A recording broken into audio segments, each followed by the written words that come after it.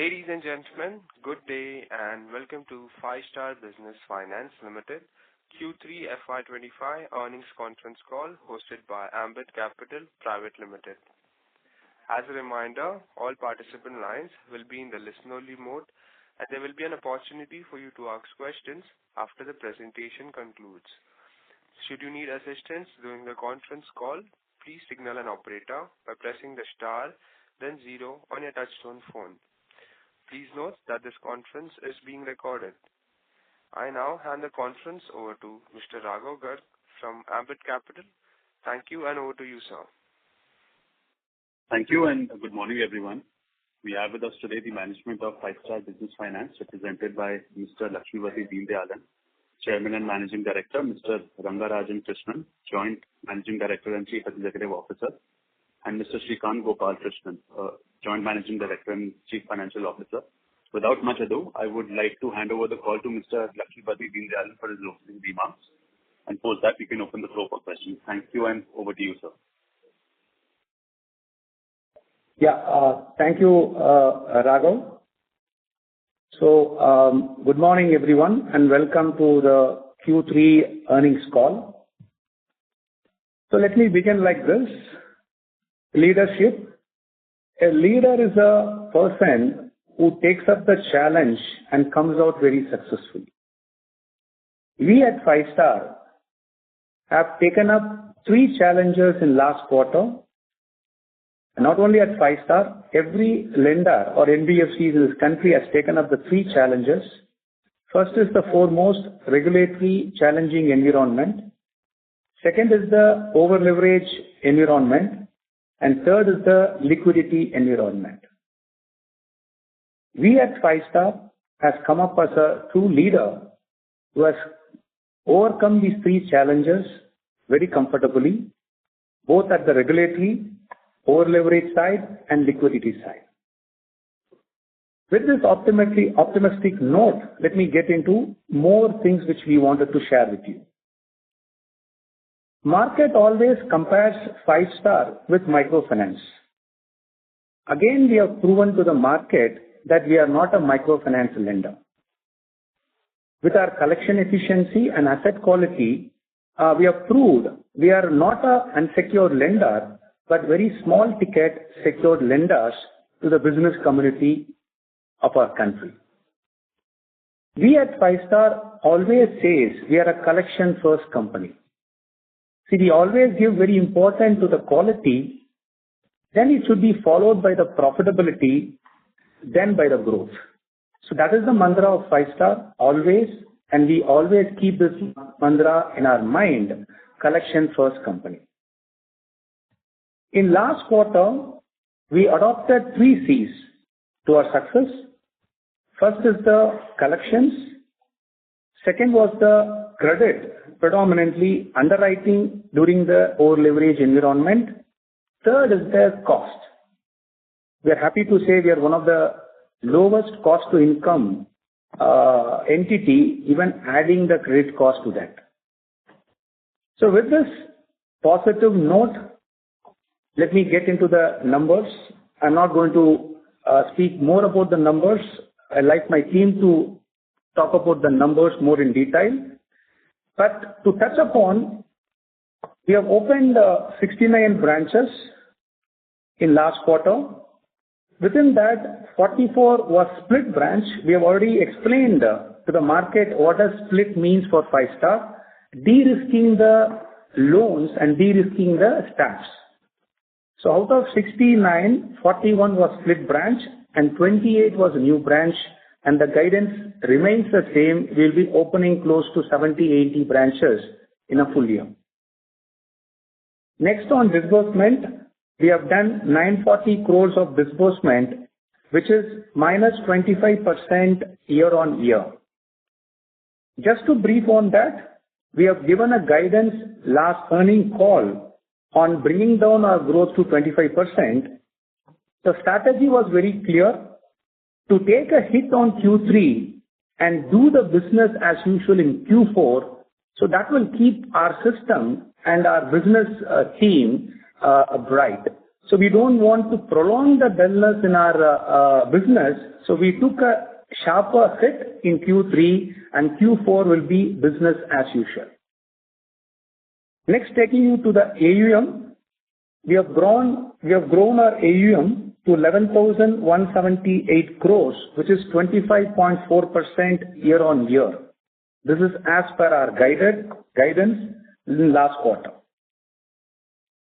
Collections, as I said,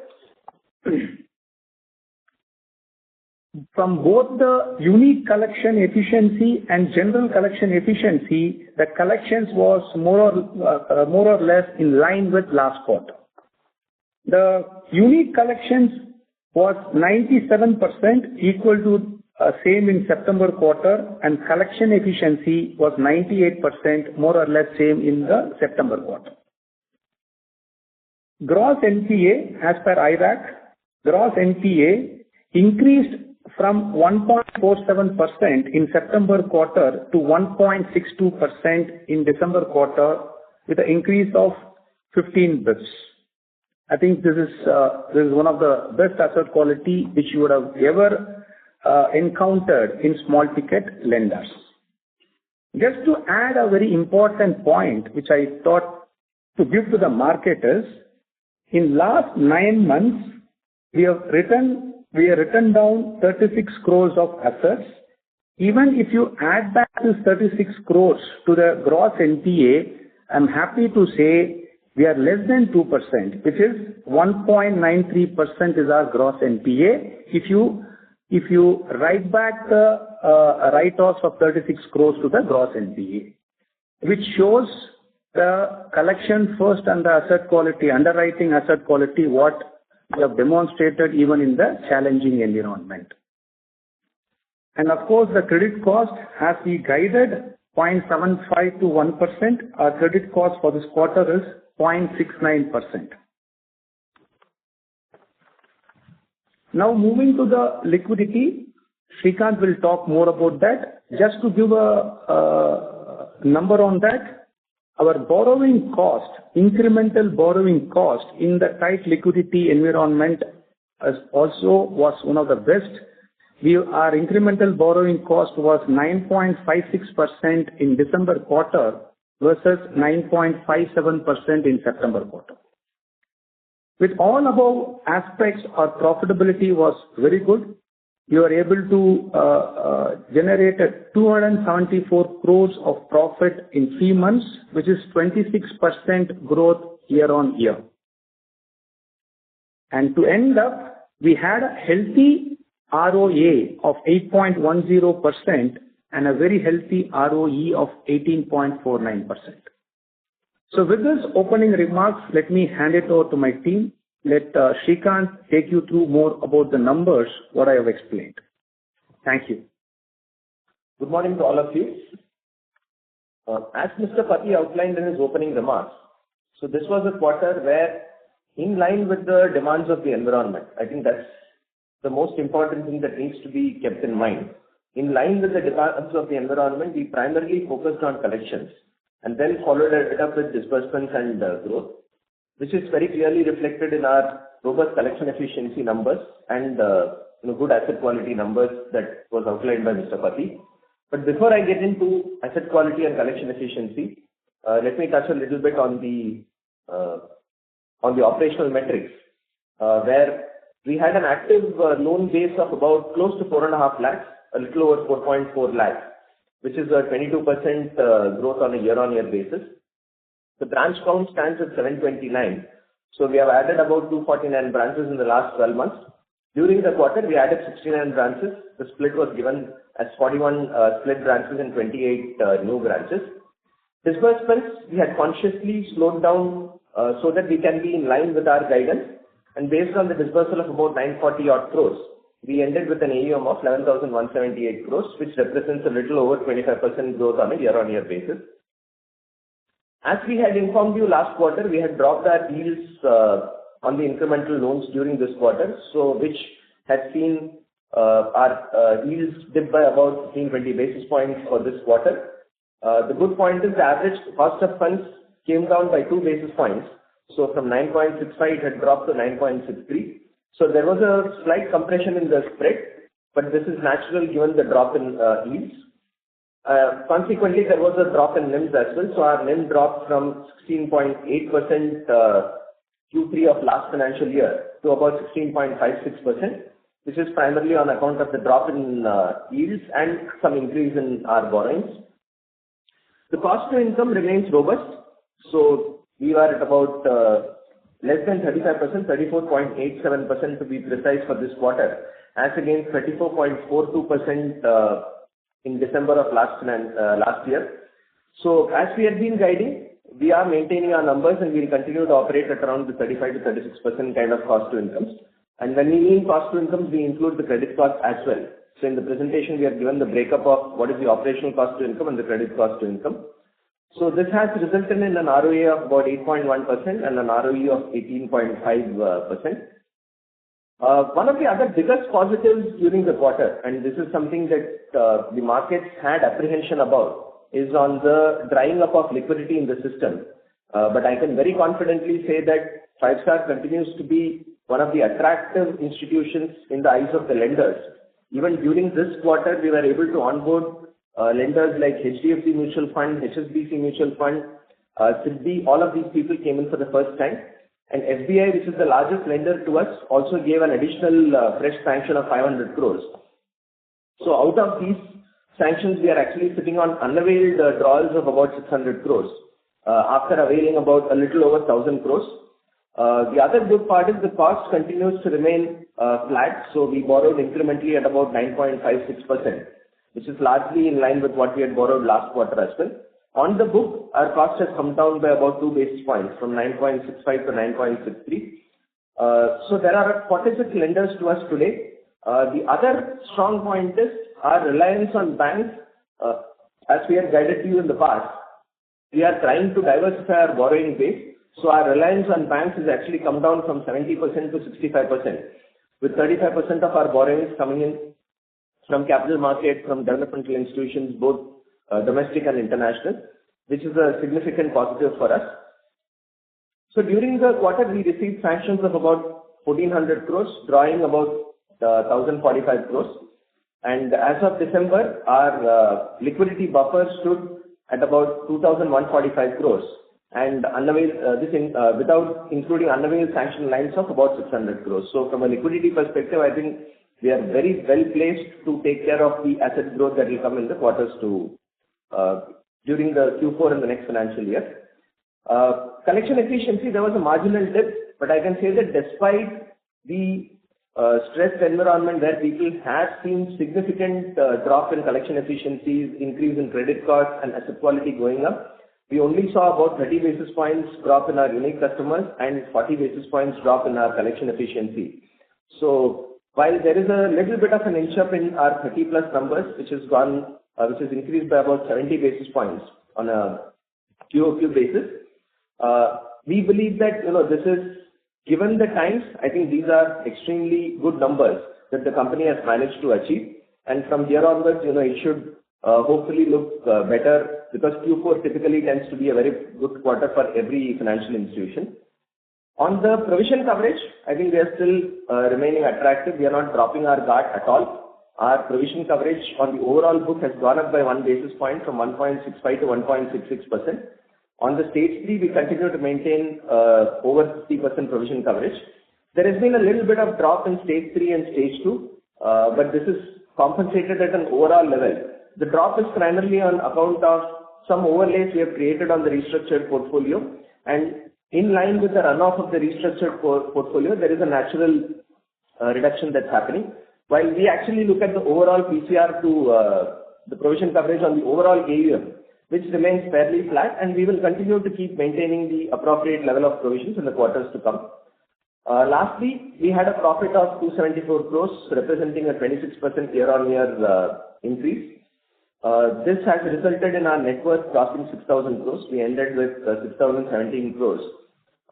So I think generally all the metrics continue to remain fairly robust given the environment, and given that Q4 typically tends to be the best quarter for any financial institution, So we expect to be back to business as usual in Q4. So that's largely how the quarter performed for us. So with this, we'll open out the floor to any questions that you may have. Thank you very much. We will now begin the question and answer session. Anyone who wishes to ask a question may press star and 1 on their touchtone telephone. If you wish to remove yourself from the question queue, you may press star and 2. Participants are requested to use handset while asking a question. Ladies and gentlemen, we will wait for a moment while the question queue assembles.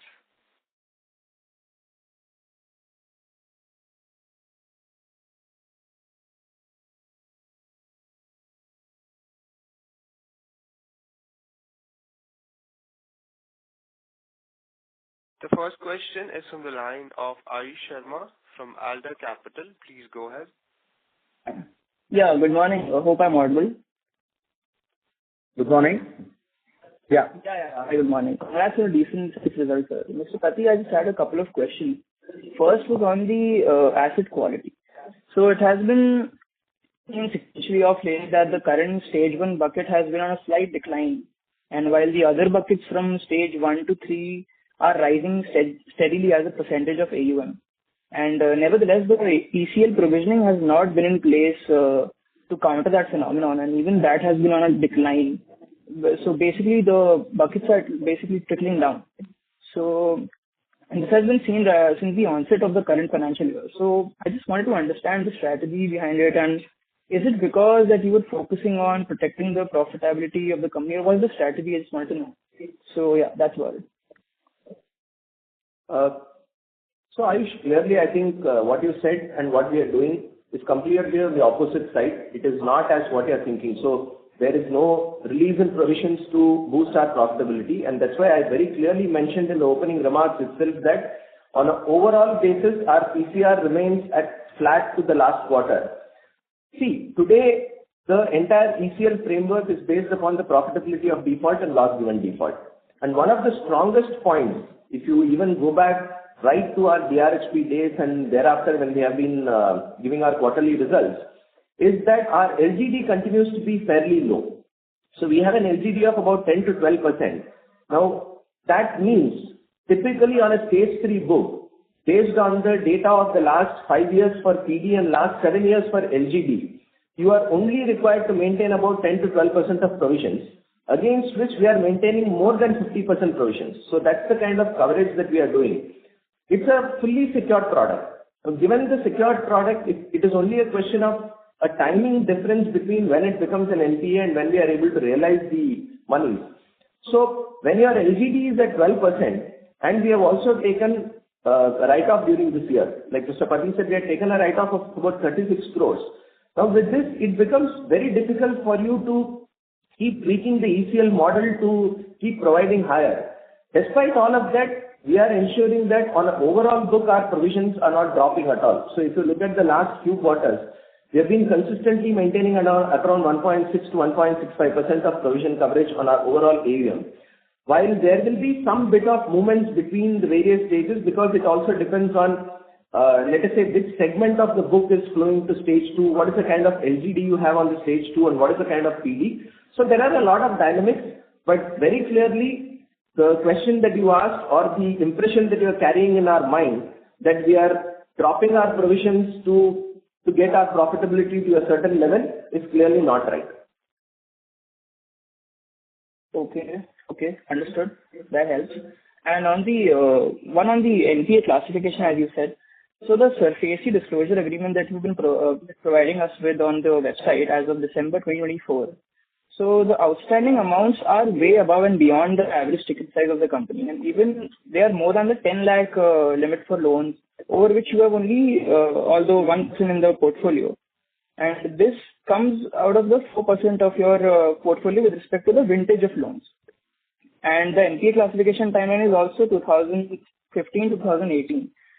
So you've been putting up ads I've seen since quite a long time. So just wanted an idea as to how is the auction process going for these properties, and any updates on recovery, or do you plan on writing off all these loans? What's the step ahead? I want to know. Harish, can we understand where you're getting your numbers from? So these are from the website that you've given, the SARFAESI disclosure document, which is till which is as of December 2024. So, there are in total 9 clients, and yeah. No, so which clearly talks about the fact that these are not high-ticket loans, right? If they are high-ticket loans, typically those are the customers where we would have reached out for SARFAESI, because NBFCs don't have the benefit of SARFAESI for loans less than 20 lakhs. So if you really look at the 180 crores of NPAs that we are carrying today, this is spread across a little over 6,000 customers. So on an average, the ticket size is only about 3 odd lakhs for these customers. And again, the history of the company shows that, it is not like this 180 will straight flow into write-off and then get into recovery. There are some deep delinquent accounts, and even on these deep delinquent accounts, we continue to keep, getting monies. The second point from our presentation, if you look at, there is about 25 basis points of this 1.62%, where the customers are classified purely in line with the new IRAC norms, but actually as on date, they are less than 90 days. So they may be in anywhere between 1 to 90 days. But we still have to classify them as NPA because the new IRAC norms mandate that it's once an NPA, it's always an NPA till it comes to current. So we don't really see a big number of write-offs coming out of this. Obviously, there will be some technical write-offs that we will take given our business plan and what the board approves in terms of the recoverability, the ability to recover from these customers. But eventual credit losses, and this is something that we've been guiding for the last many years since our DRHP was there, it should not be more than 25 to 50 basis points. So that's the eventual credit loss that we are talking about. Obviously, there will be credit costs that we will keep taking to be, to be a more prudent lender. But credit losses will be extremely minimal in this business. See, Ayush, I'm trying to understand your question. But before that, I wanted to give a clear guidance to the market. See, the SARFAESI only kicks in when your outstanding is more than 20 lakhs.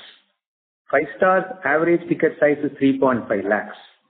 We have to keep this in mind. As Srikanth said, whatever the historical write-offs, what we have done in last 20 years is 180 or NPA at 180 crores, which is comes from 6,000 customers, which is around 3 lakhs. So there's no question of SARFAESI whether you are implemented or not implemented. But having said that, in last few quarters we have strengthened our legal recovery process. That is doing extremely very well. When we had our RMC meeting few days back, very clear cuts we have shown to risk management committee that what kind of recovery that we have done from NPA accounts and write-off accounts. So it is crossing 10 crores of recovery from our write-off and NPA account on a quarterly basis without SARFAESI itself. So that proves that how secured loans that what 5-star is giving. So keeping that in point, average ticket size are well below the SARFAESI. Wherever the average ticket size are hitting the 20 lakhs and above, we immediately get into SARFAESI and make our recovery process. And we are hoping that in this budget also that through our association we have requested the government to make all NBFCs to at par with HFCs, so we get our SARFAESI for the much lower ticket size also. Okay. All right, I'll get back in the queue. Thank you. Thank you. The next question is from the line of Maruk from Nomura. Please go ahead. Yeah, hi, good morning. I had a couple of questions. Firstly, I just wanted to understand the collection efficiencies better. So most lenders across products have been saying that October, November were very bad and December is better and maybe the first few days of January are also better. Are you seeing the same thing?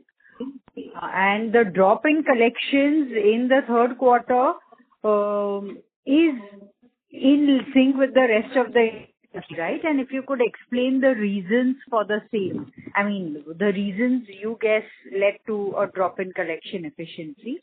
So that's my first question. And then if there's any outlook on FY26 growth and margins, if you could share that.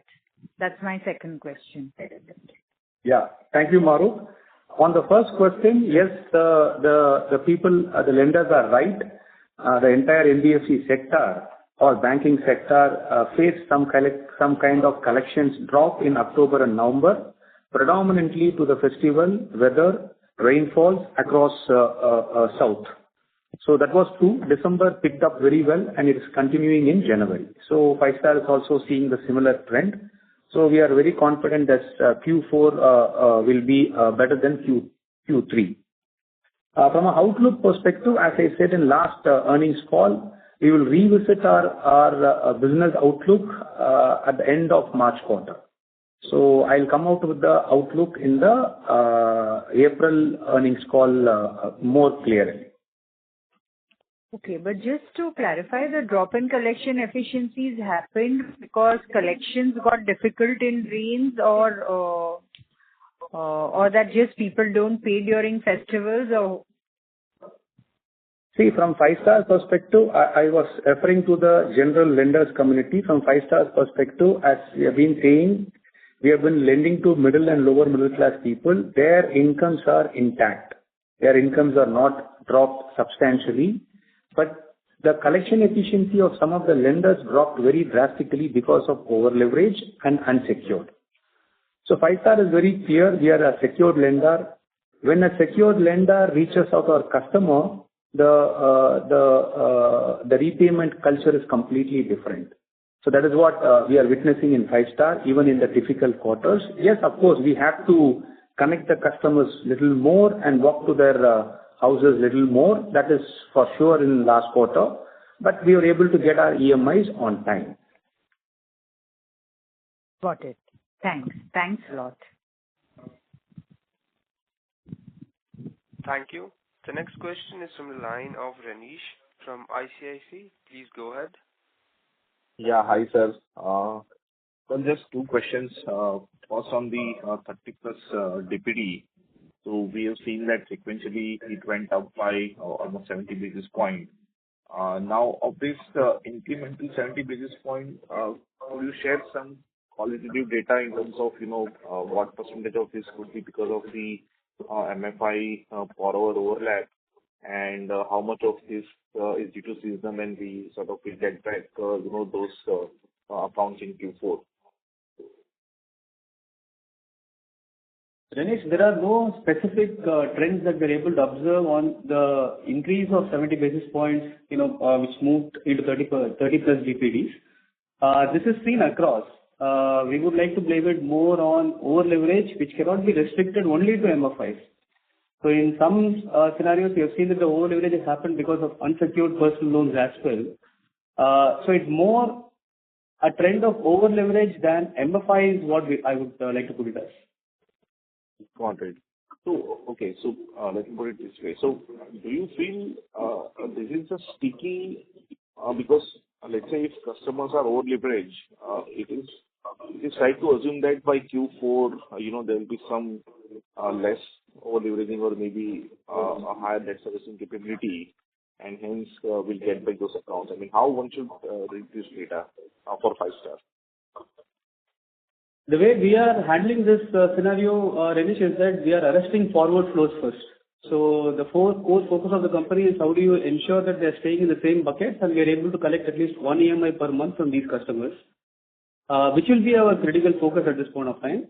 Rollbacks will take some time. So, at this point of time, it's too early to talk about rollbacks and how these customers get back to, their current or 1 to 30. But I think, we are fairly confident given the nature of the security and given our strong field force at the collections at the ground level, we'll be able to maintain these people for a much longer period, as opposed to somebody who does not have a strong collateral or the collection machinery at the ground level. So, Renish, just to give you some sense, I think we do see some rollbacks if you look at the historical data, we do see some rollbacks from the 1 to 30 to, current that happens. And like Ranga said, keeping in view that we will ensure that a lot of these customers also stabilize in the bucket and just superimposing the historical rollbacks that we will have, along with, hopefully a better denominator effect that we will see in Q4. I think Q3, we're also seeing a slightly elevated percentage because the denominator effect has only been 2%. So with all of these things, I think the numbers should look better, and there should be, it's not like, these are sticky customers who will roll forward. They may be sticky and stay in the same bucket, or some percentage will roll back. So I think you will see better numbers in March 24 is our thought at this point of time. Got it. So the reason for asking this question is, sir, to sort of get some sort of sense on the credit cost trajectory, maybe in near term. So, what do you think? I mean, if let's say we are able to contain the borrowers in the same bucket, so then it is right to assume that the credit cost in this quarter is sort of sustainable, and we might not see a further deterioration from here. I don't think you will see a further deterioration, Rinesh, to be honest. But we will have to see what kind of a technical write-off we would probably want to do in Q4 as well. But I don't think you will see any kind of a significant increase in the credit cost in Q4. Whether some benefit will come as against Q3 is something that we will have to see in terms of what kind of a write-off that we will want to make. But we are very clear that I don't think you will see significant inch up in the credit cost in Q4. Okay. That's it for my side, sir. Thank you. Thank you. The next question is from the line of Viral Shah from IIFL. Please go ahead. Yeah, hi. Good morning, and thank you for the opportunity. I have a few questions. So one is, last quarter you had done the study of overlap with MFI customers by doing the bureau scrub. So first of all, can you give an updated number, if at all, if you have done that? And also, if you have done an analysis of on-us and off-us in terms of, say, defaults of these customers, that will be helpful. That's my first question. So Viral, we continue to regularly, do the scrubs. And the results for this quarter clearly shows that there is no significant difference as compared to what we saw in September.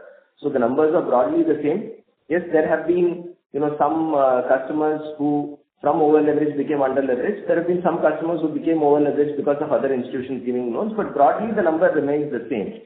But one very encouraging point that I would want to highlight to you is that even on the over-leveraged portfolio, our unique customer collection efficiency and the portfolio bucketing is almost completely similar to what we are seeing on the overall portfolio. So it is not like we are seeing any kind of higher stress or elevated stress on this over-leveraged portfolio. With us, they are actually paying up quite well. We have not completely studied the on-us and off-us. Maybe we can take it up at a later point of time. But in terms of the performance of the over-leveraged portfolio, it is definitely encouraging, at least for the company. Got it, Shrikant. That's helpful. And also, if you can say, guide us for how one should look at, say, growth from a next year perspective. I understand now we are already at 25% and meeting what was the regulatory expectation. But there has been also a change of guard. So has there been any conversation with the representative of the regulator, and any thoughts over there? So Viral, I think our guidance stands. So we are not changing our guidance, at this point of time, be it for Q4 or be it for the next financial year. We have not heard anything from RBI post our interaction that we updated you during our last earnings call. And with the regulator, it is always good that if they have a problem, they'll come back to us. And the fact that they have not come back to us means typically they don't see, much of problems with the company. Looks like they are satisfied with the actions that we have taken. So for now, we are not changing any of our guidances. So we will continue to be at whatever guidance that we gave you in the last earnings call. We will see. I think the new guard is also settling in. We will just have to see what their focus is. Hopefully, there will be some pointers that we will take from the monetary policy which will come in the next few days. And like Mr. Pati said, maybe in post Q4, in the Q4 earnings call, we will have a lot more clarity in terms of where we will be for the next financial year and thereafter. Okay. Just, Srikanth, on that piece, just one more thing. So on the growth front, yes, see, I understand that this year, what you had guided for and probably maybe even committed to the regulator, you'll achieve. But say from a medium-term perspective, do we see a growth acceleration, or it's just completely subject to whatever the final discussion again happens whenever the representative from the regulator comes? Viral, I think like I said, at this point of time, we are not guiding you for any acceleration. We will have to wait and see what are the focus areas, both for the government as well as, how does it get translated into actions from an RBI perspective. So right now, if we have to give you anything, please go ahead with our existing guidance for the next financial year and thereafter as well. If we get to know anything more from the regulator in terms of they being a lot more positive on secured loans, I think hopefully there'll be some pointers that we'll get from the budget today as well. If we get some pointers, I think that is a call that will be discussed internally along with our board, and we will take suitable actions. But at this point of time, our guidance to you is whatever we gave you continues to stand for this year and next year as well. Got it. And last question, if I can squeeze in there. Yeah. So, in terms of credit costs, see, I understand, of course, this quarter, the stress and, of course, the cycle, but how should one look at, say, from a medium-term perspective, the steady-state credit cost? And where I'm coming from is that another lender has kind of given a steady-state credit cost structure, which is much different from what we currently are at. So again, not from, say, this year or even next year's perspective, but more on a steady-state basis as the portfolio seasons, how should one think of the credit cost? So, Viral, if you look at, let's say, for the last 2 quarters, this has been at around 70 basis points. Even for, let's say, last 9 months last year and 9 months this year, it has been anywhere between 50 to 70 basis points. But our guidance to you on the credit cost is typically that the business model of 5-star can take a credit cost or will have to operate at a credit cost of around 75 to 100 basis points. And I think we continue to maintain that same view that, with portfolio seasoning and with the growth becoming a little more gradual, you will probably see some marginal inch-ups. And the business model has the ability to absorb a 25 to 100 basis points credit cost. So even there, we are not changing the guidance at this point of time. How you will see it, moving in a trajectory is something that we will also have to see. When it will probably touch a 75 or 100. But at this point of time, the guidance is for 75 to 100 basis points of credit cost. Though I don't think in the short term we are going to hit that number. It may happen more around the medium term.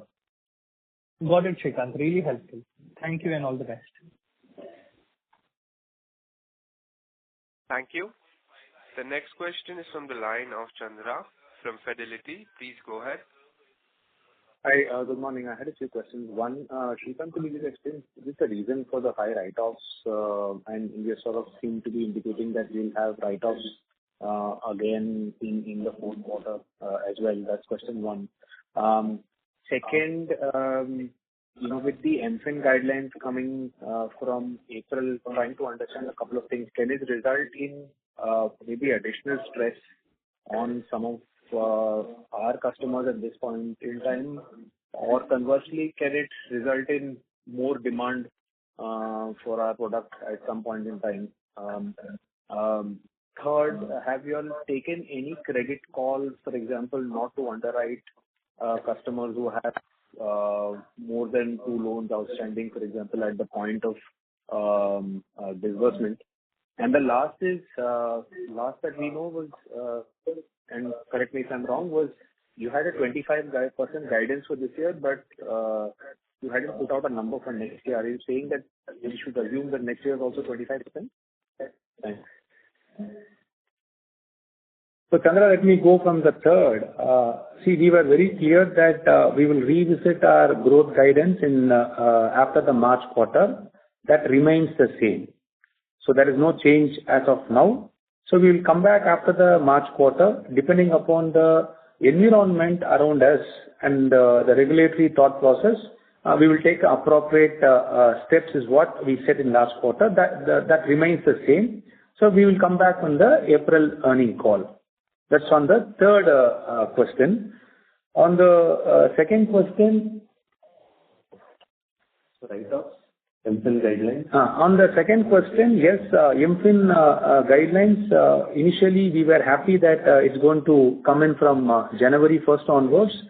It doesn't have any impact on collections because, as I said in the early comments, our customers' incomes are steady. There is no drop in that income, but it is only because of the over leverage which was caused by unsecured lenders.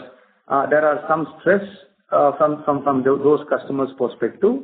But these customers see secured lenders completely different. That is why our asset quality and collection efficiency stood more or less equal to the last quarter.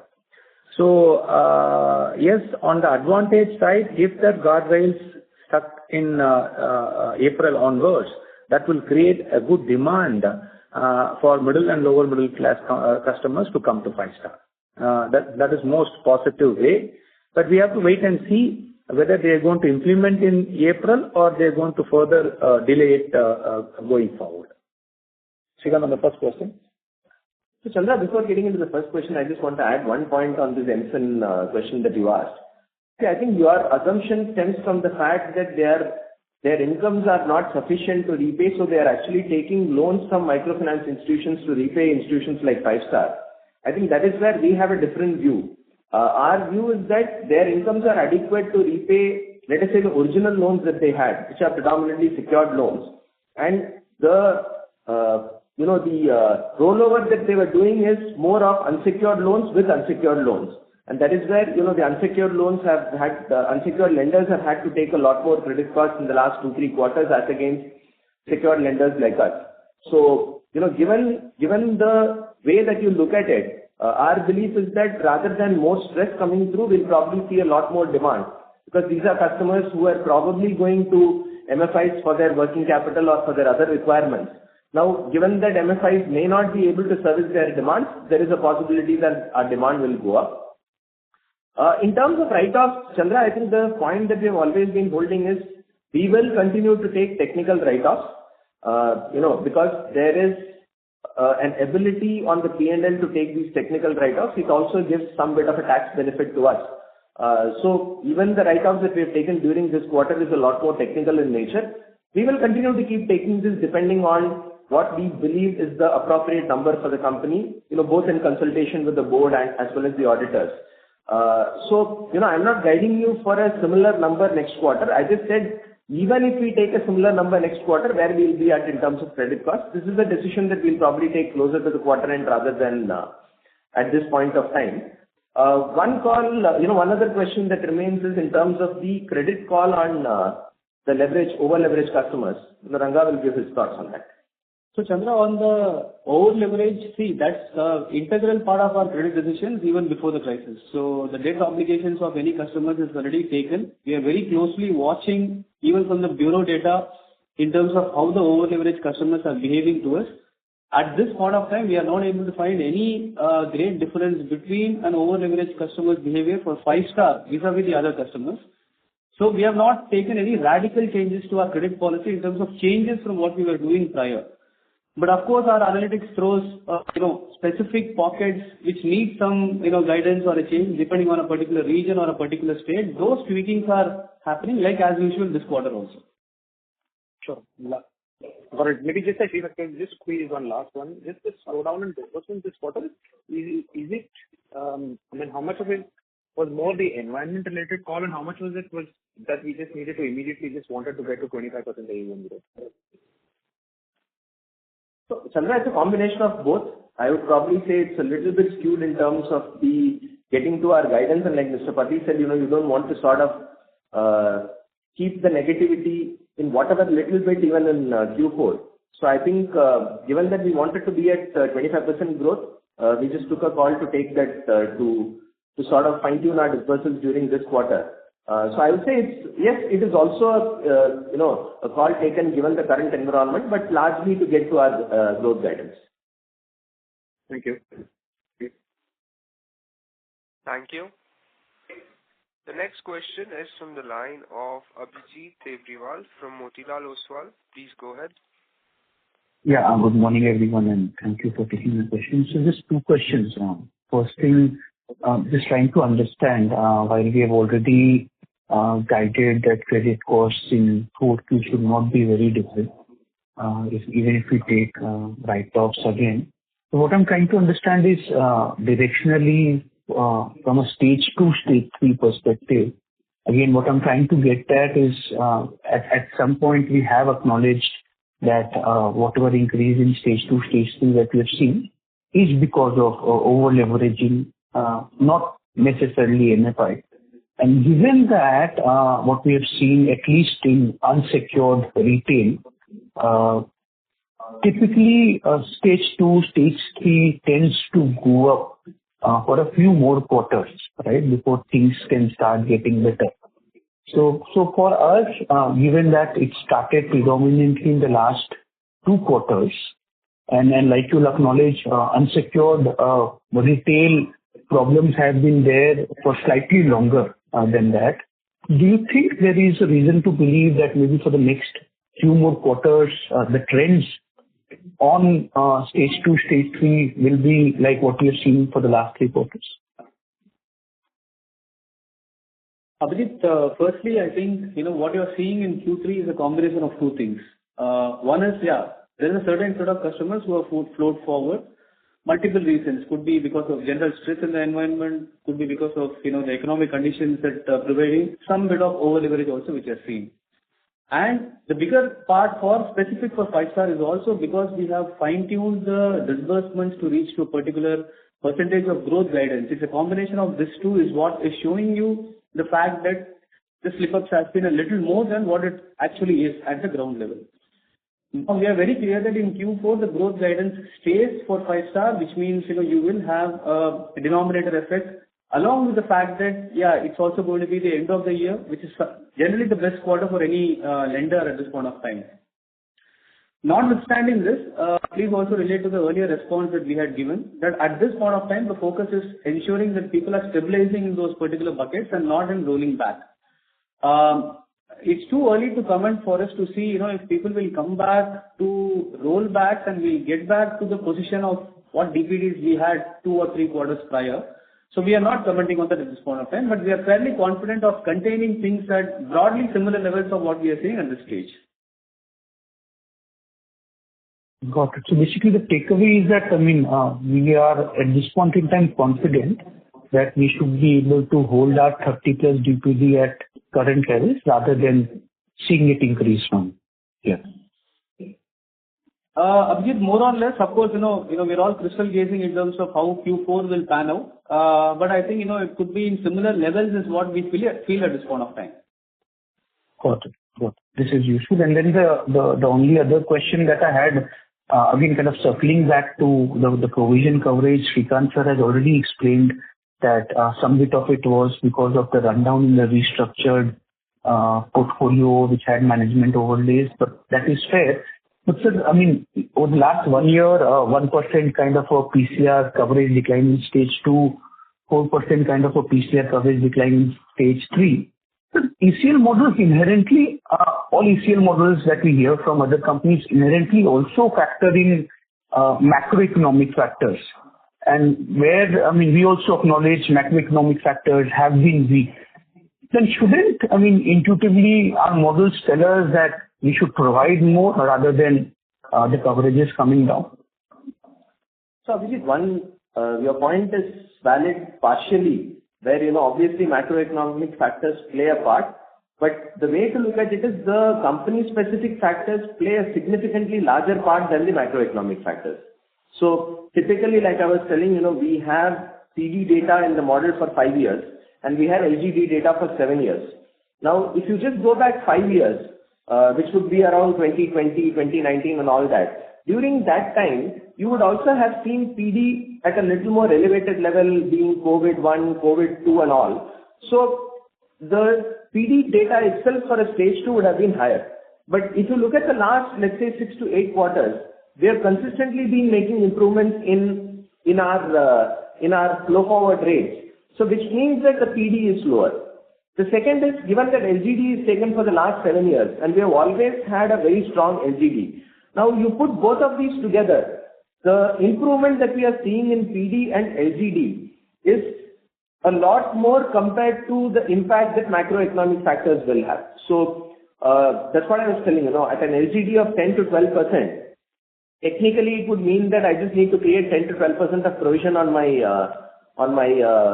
stage 3 assets because it's a 100% PD, but they are maintaining 50%. So while there will be some bit of movement between stages, and I also said if the stage 2 movement is coming from a segment which has a stronger PD and LGD, there you will see ECL being lower. So there are a lot of dynamics in play in the ECL model. What we try and ensure at our end is that at an overall level, can we maintain a coverage which is not dropping as compared to, let's say, the last year or the last quarter? Because, the ECL provisions are a little bit fungible. It's not like, you have to have an app, you can use only this loan's provision for that loan. So I don't think that's really going to make much of a difference as long as we maintain overall provision at an appropriate level. Got it. And I just wanted to squeeze in one last question. Almost all lenders today are acknowledging that this year, has been, and rightly so, a little weaker, not as rosy as last year, and which is where the collection efforts are also higher. What Atish had also acknowledged that maybe we are having to visit customers a little more often to collect the money.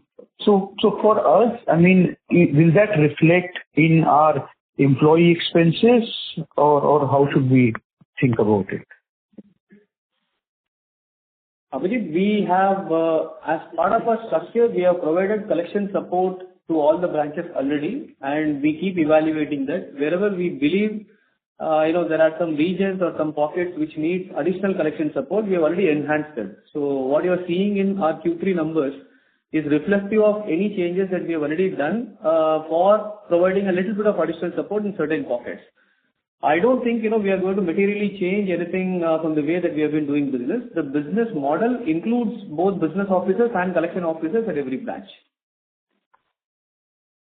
Got it. That's all from my side. Thank you very much for answering my questions, and I wish you and your team the very best. Thank you. Thank you.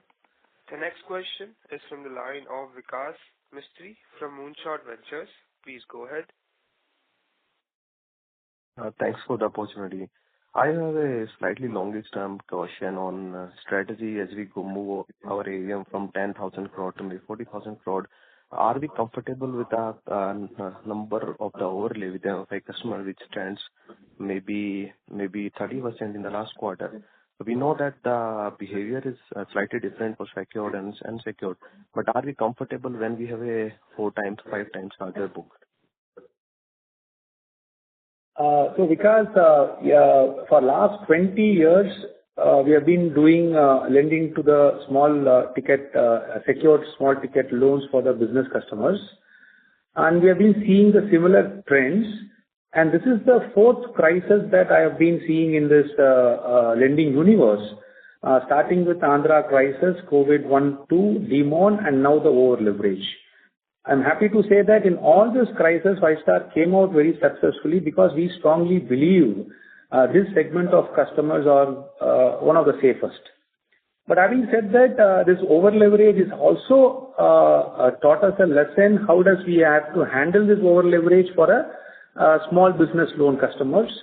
But if you classify Five-Star, we have 3-4 category of customers, less than 3 lakhs, 3 to 5 lakhs, 5 to 10 lakhs, and above 10 lakhs. If you see 3 to 5 lakhs, which is predominantly at 53%, and we'll be happy to focus more on that and increase that share from current 50% to much above. So, in other sense, we are happy to stay with the 3 lakh to 5 lakh customer. Maybe we'll be inching a little bit up towards 5 lakhs as we have been guiding, taking the inflation into aspect in next few years to go. But the profile of customers, we are happy to stay with them. Okay. My second question is on, as everyone alluded about the provisioning, and as you already alluded that some portion of that has already been write-off, how much time it will take to get that write-off, some portion of it get right back? And will the provisioning which we have done will start picking out from here on? Because see, typically for us, the recovery on write-off loans takes anywhere between 18-24 months. Because these are also a little deep delinquent customers, and given that we don't have access to SARFAESI for all our customers, so we'll have to go through the legal route. So you'll probably see about 18-24 months of timeline for these customers to come back. In fact, during this financial year, I don't have the breakup of which year's write-off came in now, but during this financial year, we have managed to get a recovery of about 7 odd crores from the past write-off loans. So you will see, so while these are classified at different line items on the P&L, typically if you look at the net write-off for this year, it is probably more around 27-28 crores rather than 36 crores that you are seeing. And this number, the more the write-off, you'll also see more recoveries coming in. But typically the timeline is about 18-24 months for the recoveries to start coming in. Okay, that's comforting. Thanks. That's all from my side. The next question is from the line of Divyansh Gupta from Latent Advisors. Please go ahead. Hello. Hi, I hope I'm audible. Yeah. Yeah. Hey, so first question. So if I look at your AUM by tier mix, for tier 6, it has jumped significantly from 35-36 to around 43%. Which, if I back compute from an AUM, basically means that more or less all the disbursement has happened in tier 6. So is this a correct understanding? And have we, let's say, for the moment, defocused from tier 5 and higher tier cities? Divyansh, this is partly happening because of the split branch strategy. So as a branch is getting broken into 2 or 3, depending on the number of accounts or the customers a particular branch is handling, you end up putting more branches in the same vicinity. So if an existing branch, let's say, was in tier 5, and you need to break the branch or split the branch into 2 or 3, you cannot put all that in the same vicinity. So that's the proportion of tier 6 which is going up. The strategy has not changed. It's that when more and more split is happening, it's the mix is changing a little bit. Got it. And what's the definition of this tier 1, tier 6? Is it like the government definition, or there is some, let's say, internal definition that 5-star follows? Yeah, largely aligned with the government definition, but we have a little bit of classification for us also, which we have given it in the earnings presentation. So Shivan, you want to just say it is based on population. Divyansh, it is definition of city. No, it's different. It's different. So it's given on slide 54, where we are saying tier 1 would mean a population of more than 50 lakhs. Tier 2 is 10 to 50 lakhs. Tier 3 is 2 to 10 lakhs. Tier 4 is 1 to 2 lakhs. Tier 5 is 50,000 to a lakh, and Tier 6 is less than 50,000. So it's a little different from the government definition, and you can refer to slide 54 on our presentation for the definition. Got it. Will do. The second question was that, can you give a split between, let's say, the business and collection officers that we have? What would be the business guys? Because if I just divide the number of incremental loans by the business collection officer, it comes to around 1 per month, which seems a bit low. So today, the number of business relationship officers we had was about 6,000 people. This is broadly broken up into 4,500, 4,600 business officers and about 1,300 to 1,400 collection officers. So you can take about 4,500 business officers out of the 6,000. Got it. The next question was that, given that we give fixed rate loans, is there any prepayment penalty when the customer prepays, or is there a tenure after which if they prepay, there is no penalty? And the link to question that is that while we gave a loan for 7 years, I think we have mentioned that on an average 4.5 years is our on-book tenure. So are they beating out to someone else? And if yes, then who is the lender who is giving loans to our customers, and therefore probably a competition for us? So we have a prepayment penalty, but we charge the penalty only for customers if they prepay within 1 year. Our belief is that we don't want to charge more to the customers. We want to be fair. So if they are prepaying from their funds, and I'm just going to take both the questions together. Typically, you don't see too much of BT out in this segment. you will see some one-off cash flows for these borrowers at some point of time in their life, using which they will actually come and make prepayment on our loans, either partial or full prepayment. And it's a little unfair if you're going to charge prepayment penalty to them on the monies that they are paying, because this is also a segment of population which does not like to carry a debt on their on their asset. So typically they would want the property papers back, which means if they have a one-off cash flow, they'll pay up the loan with us and want to be debt free. So from that perspective, we really don't charge prepayment penalty after the first year. And most of these prepayments happen from own funds. The proportion of BT out will be extremely minimal. Got it. And just one last question. So we give this lagged NPA numbers, right? 1 year, 2 year, and we mention it as a percentage. Is it? I'm assuming this percentage of disbursal and not percentage of average AUM for these 2-year lagged loans. No, it is percentage of the AUM, Divyansh. It is purely today's NPA. Like 1 year lag NPA would mean the NPA as of December 24 as a percentage of the AUM as of December 23. 2 year lag would mean percentage of NPA as of December 24 on the AUM that existed as on December 22. So lag, the denominator is also AUM. Yes, denominator will go back 1 year for a 1 year lag NPA and 2 years for a 2 year lag NPA. Understood.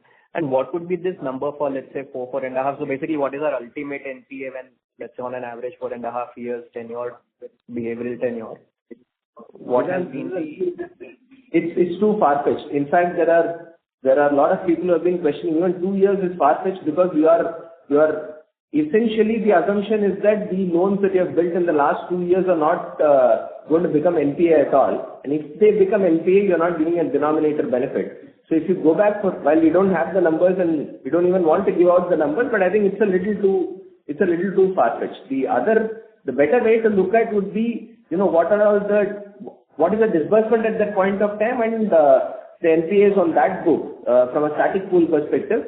There we have said that typically the NPAs peak around the 36th month or so, 33 to 36 months, and it goes, in today's scenario, it's probably anywhere around 2.5% or thereabouts. 2.5% of the disbursal, right? Yes, at a peak level. Understood. And sorry, just one last question. What is the write-off policy that the company follows, that after a particular, we will do a write-off, and what is the ultimate? So today, the policy talks about write-off after 4 years of becoming an NPA. But in reality, we are a lot more conservative than that. We have actually written off all the loans which are a little over 2 years NPA. So very clearly, we take a more conservative stance in terms of write-off. So you will not see any NPAs on the book which are more than, let's say, 2 years or 2 years and 3 months. But the policy provides for write-offs beyond 4 years. Understood. That's all. Yeah. Thank you. And all the best. Thank you. The next question is from the line of Pranav Gupta from Eunice Alpha Investment. Please go ahead. Yeah, hi team, and thanks for the opportunity. So, 2 questions on growth. One is, this quarter, obviously, we saw a disbursement dip, like you had mentioned, in the previous quarter. But, you also mentioned that, next quarter should probably be in line with what we have seen in previous years. So just to bring down the disbursement this quarter, I mean, what has led to this? Whether it's higher rejection rates, whether it's lower sourcing, and how do we get back to, the normal run rate in next quarter? That's the first question. And additional question on growth is, Srikanth sir mentioned that the MFIN guardrails will probably provide incremental opportunity for growth, given that customers will get lesser and lesser unsecured loans through MFIs. So what proportion of our overall AUM would come from top-ups or improvement loans or anything that which is on top of the initial exposure? So Pranav, on the question of growth, where you asked, why we slowed down disbursements, did it come from higher rejection rates and all that? I think it was a conscious call to slow down the growth.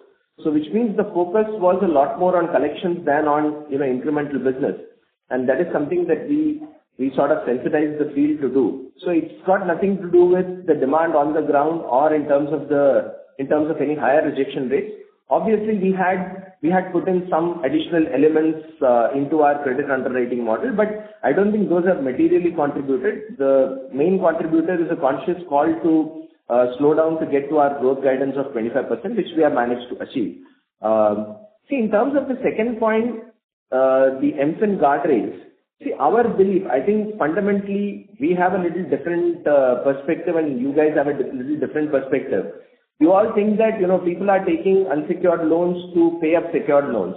Our perspective on this is a little different. They are actually taking unsecured loans to pay unsecured loans, which originally started the over leverage. The incomes have not compressed, so which means they have adequate amounts to pay up on their secured loans that existed, let us say, before this crisis started. And they will continue to keep servicing these loans. So if at all, the pain points will be for the unsecured lenders and the MFIs who have started the over leverage in the first place, as against secured lenders having to take any material impact. Obviously, there will be some trickling impact. We cannot remain completely insulated, but I don't think it's going to have any material impact on secured lenders. So from that perspective, I think rather than seeing it as a stress, we believe that there could be an opportunity that will come up, but we'll wait for the actual scenario to unfold before taking any actions from our side. Right. No, I understood the point where obviously these borrowers are not borrowing from unsecured to pay off secured lenders. The reason I was asking the question is, from what I remember from earlier con calls, we've always been clear that we are not the kind of lender who's looking to do, who's looking to do repeat business. So there was sort of a disconnect on that front where, if we think that MFIN guardrails will provide us incremental opportunities to lend, is there a change in stance there? That's the question that I wanted to get a better understanding on. No, you are right, Pranav. I think we are not actively looking at, repeat loans, top-up loans. It's not a line of business that we actually give a set of customers to our branches to do. The way we are saying it is not like people who have taken loans from us, who have taken loans from MFIs. Now, if they are not getting from MFIs, they want more loans from us. These are customers who have probably not taken loans from us. They have only taken loans from, let's say, MFIs, unsecured lenders and gold. Today, if those customers fit into our underwriting criteria, there is a possibility that they could have incremental business. That's why I said we will have to wait for the scenario to unfold before, giving you any numbers in terms of whether we will see a spurt in demand and all that. At this point of time, we believe that there will be no significant increase in stress because of the guardrails that may be imposed from 1st April. Understood. That's very clear. Thank you. And just one more question, a little more medium term. Obviously this business model in terms of return ratios is pretty strong, and today our balance sheet is sort of in a situation where we are possibly slightly under leveraged. And with the strong return ratios and and plowing back the profits into the business, how should one think of reaching the optimum leverage level where this business model delivers 23-24% ROEs that we've spoken about earlier? Are we looking at either any inorganic opportunities or looking at a stated dividend policy till we reach a certain leverage level? Have there been any considerations on these fronts at the board level, and what are the thoughts there? See, I think I've been giving some inputs to the market for last 2 years. Definitely, we have a strong interest in housing, lending to housing, because it complements the profile of customers and the underwriting what we do and the assets what we deal with. But having said that, we are not in a hurry to get moved into a organic or inorganic route as of now. Today, keeping the environmental in mind, it is better to concentrate on your strength rather than getting into a unknown territory. So that is the call that we have been taken now, at least for next 2 quarters. Then we will see how the things get settled and keep yourself open for any inorganic or organic opportunity that comes before.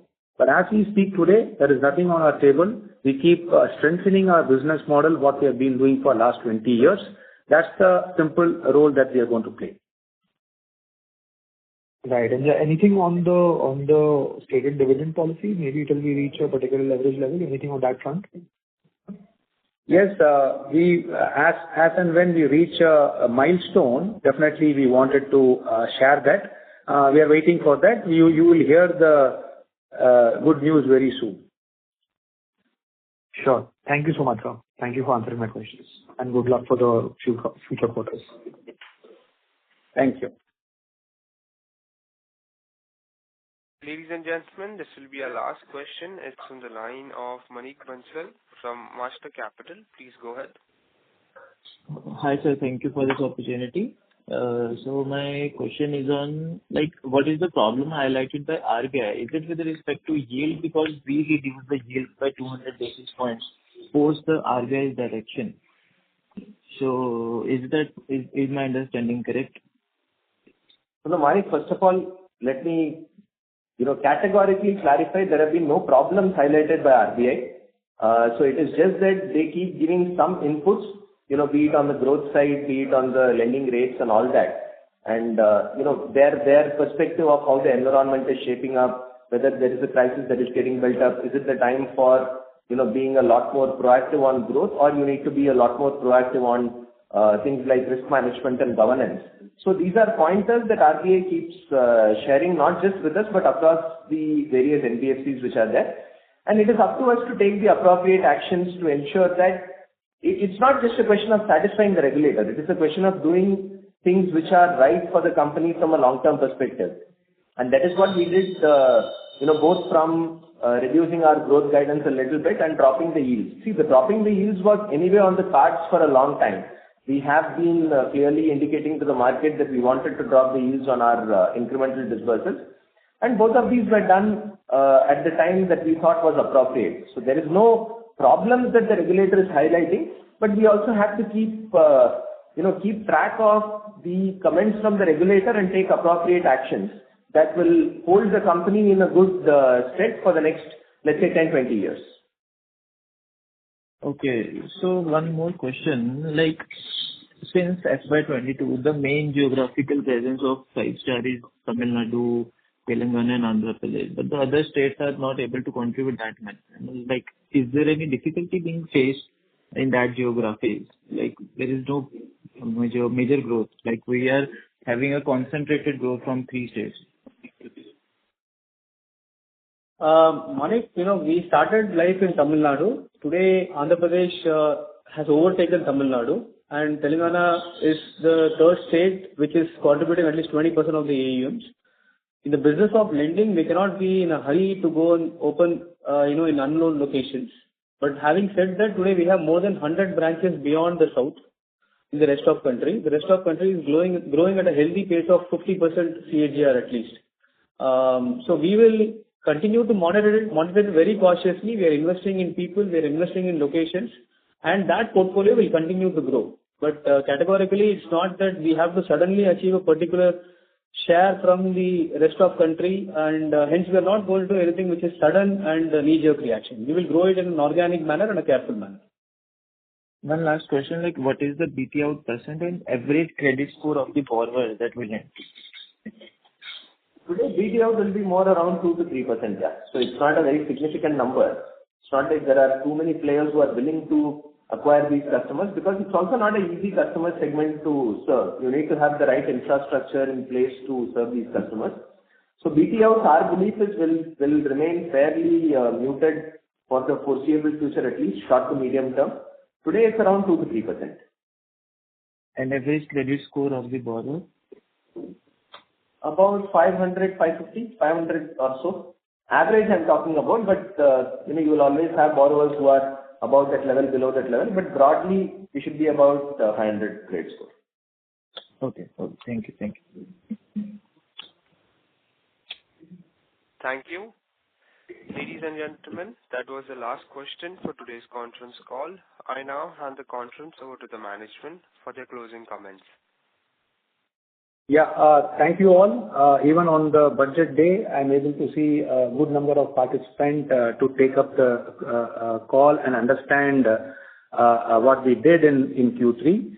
As I said in the opening remarks, yes, challenges are here to stay. How is it a person or entity takes up the challenge and come out with successful? I'm very confident that we'll come out with a successful player even in Q4. So happy to meet you after the Q4 results. Thank you. On behalf of Ambit Capital Private Limited, that concludes this conference. Thank you for joining us, and you may now disconnect your lines.